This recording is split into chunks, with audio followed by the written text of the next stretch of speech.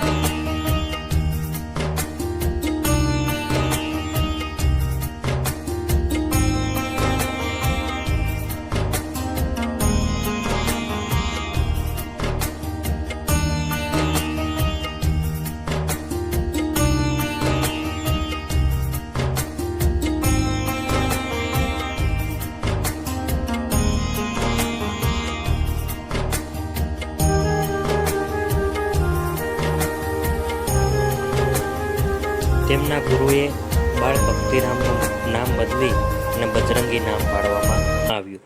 ત્યારથી તેઓ બજરંગદાસ બાપા તરીકે ઓળખવામાં આવે છે.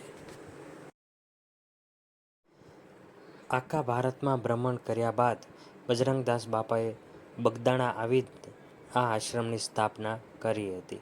ત્યાર પછી આજીવન આ આશ્રમની અંદર જ તે બજરંગદાસ બાપા રહ્યા હતા. આ મુખ્ય મંદિરની અંદર બજરંગદાસ બાપાની મૂર્તિ ચાંદીની બનેલી છે. ત્યારબાદ બીજા માળે તમે જોઈ શકો છો ભગવાન શ્રી રામની મૂર્તિના અહીંયા દર્શન કરવામાં આવશે. આ સંપૂર્ણ મંદિર આરસથી જ બનેલું છે.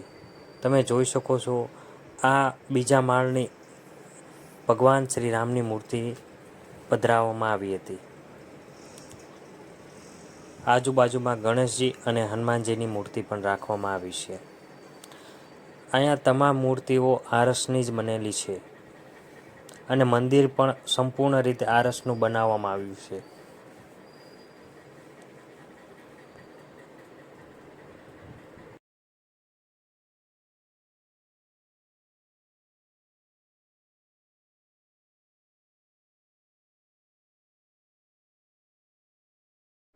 એવું કહેવામાં આવે છે જ્યારે બજરંગદાસ બાપા અહીંયા ધ્યાન મંદિરમાં અહીંયા પોતાનું ધ્યાન ધરવા બેસતા હતા.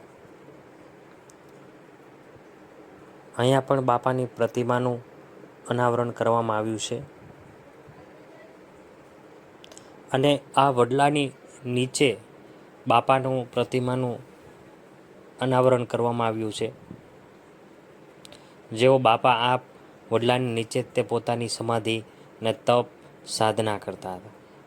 આ તમે જોઈ શકો છો બાપાના વખતનો આ કૂવો છે, જે પ્રાચીન સમયમાં કૂવો બાપાના સમયમાં ગાળવામાં આવ્યો છે અને વિશાળ સંખ્યામાં બધા બેઠી રહે તેની માટે પણ અલગ અલગ જગ્યા અને બ્લોકની વ્યવસ્થા કરવામાં આવી છે. ખૂબ વિશાળ સંખ્યામાં તમને આ ગ્રાઉન્ડ જોવા મળશે. આ વડલાની અંદર તમે નીરખીને જોશો તો બાપાની પ્રતિમાના દર્શન પણ તમને થાય છે એવી બધાની માન્યતા છે.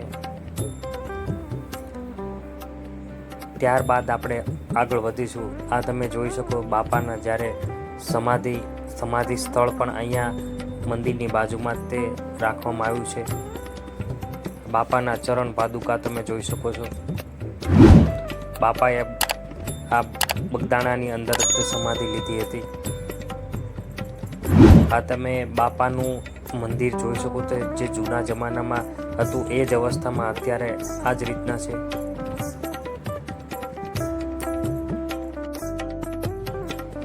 ત્યારબાદ આપણે આગળ વધીશું તો અહીંયા સત્સંગ હોલ પણ ખૂબ વિશાળ સંખ્યામાં માણસો બેસી રહે તેવો બનાવવામાં આવ્યો છે. એની બાજુમાં ભોજનશાળા ખૂબ વિશાળ સંખ્યામાં અને મોટી સંખ્યામાં માણસો બેસી રહે તેની માટે પણ અલગ વ્યવસ્થા કરવામાં આવી છે. તો ભોજનશાળા વિશે પણ તમને થોડીક માહિતી આપું કે અહીંયા દરરોજ લાખોની સંખ્યામાં બાપાનો પ્રસાદ લેવા માટે ભાવિ ભક્તો અહીંયા આવે છે અને ગામે ગામથી સેવાભાવી ભક્તો સેવા કરવા માટે અહીંયા આવે છે.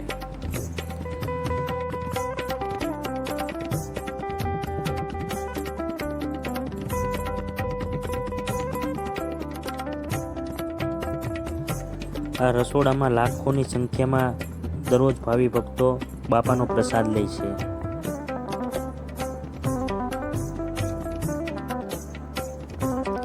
પ્રસાદની અંદર લાડવા, ગાંઠિયા, બટેટાનું શાક, રોટલી, દાળ ભાત, છાશ આ વસ્તુ પ્રસાદમાં તમને અહીંયા આપે છે.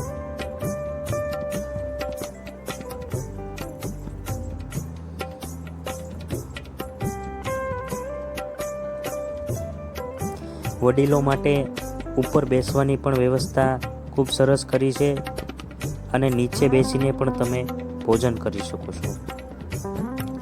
ત્યારબાદ આપણે આગળ વધીશું કે જ્યારે બાપા આ ગાડીમાં એટલે કે કારની અંદર સવારી કરતા એ કાર પણ હજી હાલની તારીખમાં એ જ અવસ્થામાં અને સારી કન્ડિશનમાં ચાલુ અવસ્થામાં અહીંયા રાખવામાં આવી છે.